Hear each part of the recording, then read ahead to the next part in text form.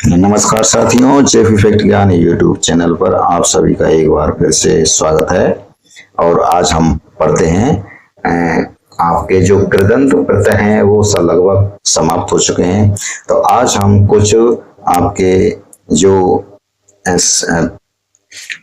तद्धित प्रत्यय हैं उनके बारे में कुछ महत्वपूर्ण तद्धित प्रत्ययों को देख लेते हैं। तद्धित प्रत्यय जो होते हैं वो हमेशा शब्दों में लगते हैं। इससे पहले जो हमने प्रत्यय पढ़े थे वो धातु में यानी क्रिया में लगने वाले प्रत्ययों का अध्ययन किया था। अब हम यहाँ पर देखते हैं कुछ तद्धित प्रत्ययों के बारे में। कुछ जो महत्वपूर्ण जो तद्धित प्रत्यय होते हैं उनका अक्सर प्रयोग किया जाता रहता है, तो उनके बारे में यहाँ पर देख लेते हैं। अगला तद्धित प्रत्यय में पहला प्रत्यय है मतुप प्रत्यय। मतुप प्रत्यय का सूत्र क्या दिया गया है, आगे दिया गया है तत् अस्या अस्ति अस्मिन् इति। तत् अस्या अस्ति अस्मिन् इति। आपसे यदि पूछा जाए कि तत् अस्या अस्ति अस्मिन् इति सूत्र से किस प्रत्यय का प्रयोग होता है, ऑप्शन में आवास आधा में कुछ भी दे सकता है। तो आपको याद रखना है ये सूत्र कि तत् अस्या अस्ति अस्मिन् इति सूत्र से किस प्रत्यय का प्रयोग होगा, मतुप प्रत्यय का प्रयोग होगा। तत् अस्या अस्ति अस्मिन् इति इसका अर्थ है कि इसका है इसमें है, इसका है इसमें है। और जब मतुप प्रत्यय से युक्त जो शब्द बनेगा वो आपका जब हम उसका अर्थ करेंगे तो किस अर्थ में निकलेगा, वाला के अर्थ में। तो तस्या अस्ति अस्मिन् इति, तत् अस्या अस्ति अस्मिन् इति सूत्र से मतुप प्रत्यय लगता है शब्दों में, और इसका अर्थ होता है इसका है इसमें है, तथा वाला के अर्थ में इस मतुप प्रत्यय का क्या है, प्रयोग होता है। तो मतुप प्रत्यय का प्रयोग कहाँ कहाँ होता है, आपसे ऑप्शन में पूछा जाएगा कि इसका है, बिल्कुल यहाँ पर भी इसमें है, या वाला के अर्थ में, इन सभी अर्थ में जो है मतुप प्रत्यय का प्रयोग होता है। जैसे उदाहरण दिया है गति एक शब्द है, यहाँ पर क्रिया नहीं है, धातु नहीं है। ये हमेशा याद रखना है कि जो मतुप प्रत्यय है वो किस में जुड़ेगा, शब्दों में जुड़ने वाला प्रत्यय है, यानी आपका तद्धित प्रत्यय है, ये तद्धित प्रत्यय है। तो शब्द है गति, और गति में हम क्या लगाते हैं, मतुप प्रत्यय। और हमेशा याद रखना है कि मतुप का जो पाका इस संज्ञा हो जाती है, और ओकार की तू है इसकी भी संज्ञा होकर के इसका लोप हो जाएगा। तो क्या शेष रहता है, मत शेष रहता है। तो मतुप प्रत्यय का सिर्फ मत शेष रहता है। उदाहरण देखते हैं गति प्लस मतुप। गति प्लस मतुप, इसका हम मतुप प्रत्यय के साथ जब हम योग करेंगे तो क्या होगा, मतुप प्रत्यय का क्या शेष रहेगा, मत शेष रहता है, क्योंकि पा का लोप हो जाएगा और उसमें से जो उकार है इसका लोप हो जाएगा। तो क्या शेष रहेगा, मत शेष रहेगा। तो आगे क्या है, गति प्लस मत, गति प्लस मत। अब हम इसका योग कर देंगे तो क्या शब्द बनेगा, आपका गति मत, गति मत शब्द बनेगा। गति मत शब्द का क्या अर्थ है, गति मत शब्द का अर्थ है गतिमान या गति वाला। गति मत, गतिमान या गति वाला। तो ये वाला के अर्थ निकालेगा जब भी हम मतुप प्रत्यय का जिसमें प्रयोग करेंगे। जैसे बुद्धि है, और बुद्धि में यदि हम मतुप प्रत्यय लगाते हैं, मतुप प्रत्यय का मत शेष रहेगा, बुद्धि शब्द है, बुद्धि क्या रूप बनेगा, बुद्धि मत, क्या बनेगा, बुद्धि मत। अब हम इसका अर्थ निकालें कि बुद्धि मत माने क्या है। तो बुद्धि मत माने है बुद्धि वाला या बुद्धिमान, बुद्धि वाला या बुद्धिमान। तो इसका है या इसमें है, यानी बुद्धि इसमें है, ये अर्थ भी निकल रहा है कि जिसमें बुद्धि होती है, यानी किसमें बुद्धि है, बुद्धि मत, इसमें बुद्धि है। तो ये भी अर्थ निकल रहा है। तो हम ज्यादातर कैसे अर्थ निकालते हैं, वाला के अर्थ में, जैसे बुद्धि मत, बुद्धि वाला या बुद्धिमान। तो मतुप प्रत्यय का जो प्रयोग है वो वाला के अर्थ में, इसमें है, इसका है, इन अर्थों में मतुप प्रत्यय का प्रयोग होता है। और ये मतुप जो प्रत्यय है इसका मत शेष रहता है। और जो मतुप प्रत्यय है ये कैसा प्रत्यय है, तद्धित प्रत्यय है, ये याद रखना है।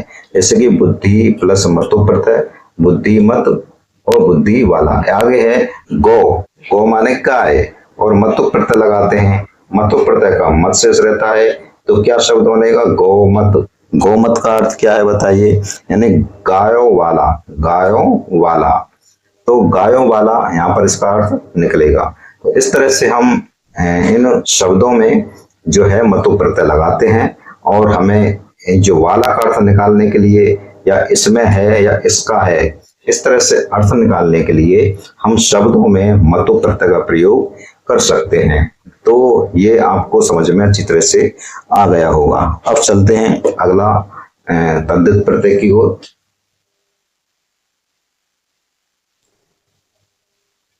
अगला प्रत्यय दिया गया है तरप प्रत्यय। अब हम तरप प्रत्यय के बारे में देखते हैं। तरप प्रत्यय का सूत्र दिया है द्विवचन विभज्य उपपद, द्विवचन विभज्य उपपद तरबी यशुनौ, तरबी यशुनौ। इस सूत्र से आपसे प्रश्न पूछा जा सकता है कि द्विवचन विभज्य उपपद तरबी यशुनौ, तरबी यशुनौ, यानी इस सूत्र से किस प्रत्यय का प्रयोग होता है? तो इस सूत्र से किस प्रत्यय का प्रयोग होगा? आपसे सीधा सीधा प्रश्न पूछेगा कि द्विवचन विभोज्य उपपद तरबी यशुनौ, द्विवचन विभोज्य उपपद तरबी यशुनौ, द्विवचन विभोज्य उपपद तरबी यशुनौ।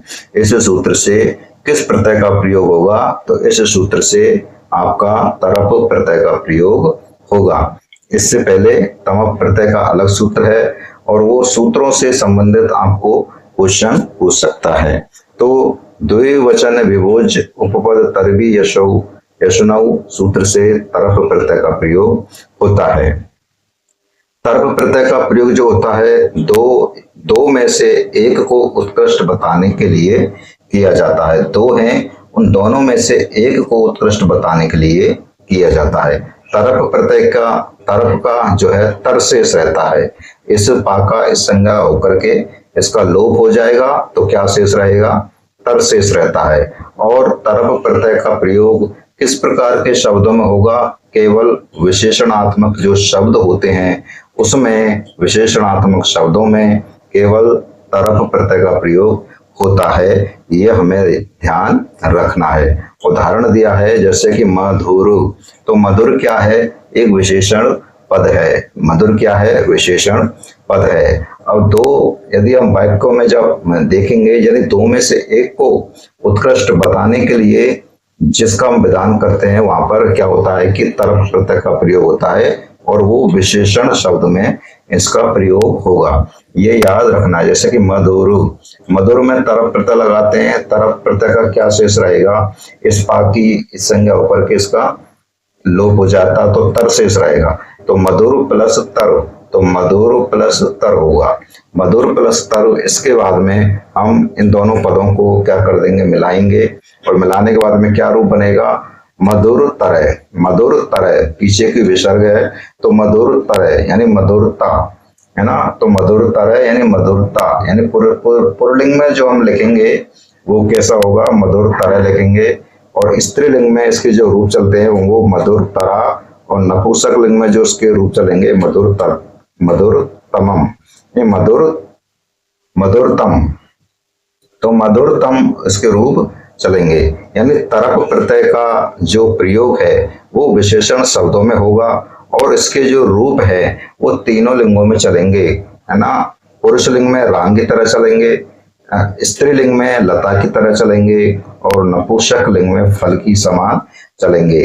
जैसे मधुर तरह, और स्त्रीलिंग में मधुर तरा, नपुंसक लिंग में मधुरतम, तो मधुरतम, इसके इस तरह से रूप चलेंगे।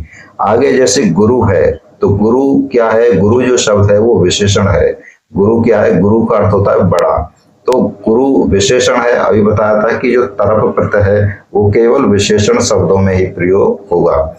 तो गुरु तर, तब तम प्रत्यय लगाएंगे, तो क्या रूप बनेगा? गुरु तरह, पुरुष लिंग में गुरु तरह, क्योंकि तरप प्रत्यय का तर शेष रहेगा, तो क्या रूप बनेगा? यदि पुल्लिंग बनाएंगे तो गुरु तरह, और स्त्रीलिंग में बनाएंगे तो गुरु तरा, और नपुंसक लिंग में बनाएंगे तो गुरु तरम, गुरु तरम। तो इस तरह से और भी अनेक शब्द हो सकते हैं, जैसे कि निपुण है, तो निपुण में तरप प्रत्यय लगाइए तो क्या होगा, निपुण तरह, निपुण तरा, निपुण तरम। ऐसे ही कृश, कृश माने कमजोर है, कृश में तरप प्रत्यय लगाए तो क्या हुआ, कृश तरह, कृश तरा, कृश तरम। ऐसे ही पटु, पटु है तो पटु में आप क्या लगाएंगे, तरप प्रत्यय लगाते हैं तो पटु तरह, पटु तरा, पटु तरम। इस तरह से ये आपके रूप बनते हैं। तो हमें ये याद रखना है कि तरप प्रत्यय का प्रयोग कहाँ कहाँ होता है, आप इसका मिलान कीजिए, है ना। विश्लेषणात्मक क्वेश्चनों में आपसे पूछ सकता है कि तरप प्रत्यय का प्रयोग कहाँ कहाँ होता है। 4-5 पॉइंट दे देगा, उस 4-5 पॉइंटों में एक ऐसा पॉइंट देगा जो जिसमें तरप प्रत्यय का जो लगाने का जो नियम है वो नहीं होगा। तो वहां पर आपको तरप प्रत्यय के सारे नियम याद होने चाहिए। तो तरप प्रत्यय का पहला नियम, पहला सूत्र क्या है कि द्विवचन विभोज्य उपपद तरवी यशौ। इस सूत्र से क्या तरप प्रत्यय का प्रयोग होगा, जी हाँ, तरप प्रत्यय का प्रयोग होगा। दो में से एक को उत्कृष्ट बताने हेतु क्या तरप प्रत्यय का प्रयोग होता है, जी हाँ, दो में से एक को उत्कृष्ट बताने के लिए वहां भी हम तरप प्रत्यय का प्रयोग करते हैं। क्या तरप प्रत्यय का तर शेष रहता है, हाँ बिल्कुल सही है कि तरप प्रत्यय का जो है वो तर शेष रहता है। और तरप प्रत्यय का जो प्रयोग है क्या केवल विशेषण शब्दों में लगता है, ये भी बिल्कुल सही है, केवल विशेषण शब्दों में ही आप तरप प्रत्यय का प्रयोग करते हैं। तो ये थे आपके तरप प्रत्यय के कुछ नियम और कुछ महत्वपूर्ण बिंदु पॉइंट जिनको आपको याद रखना है। अब वो देखते हैं अगला प्रत्यय है आपका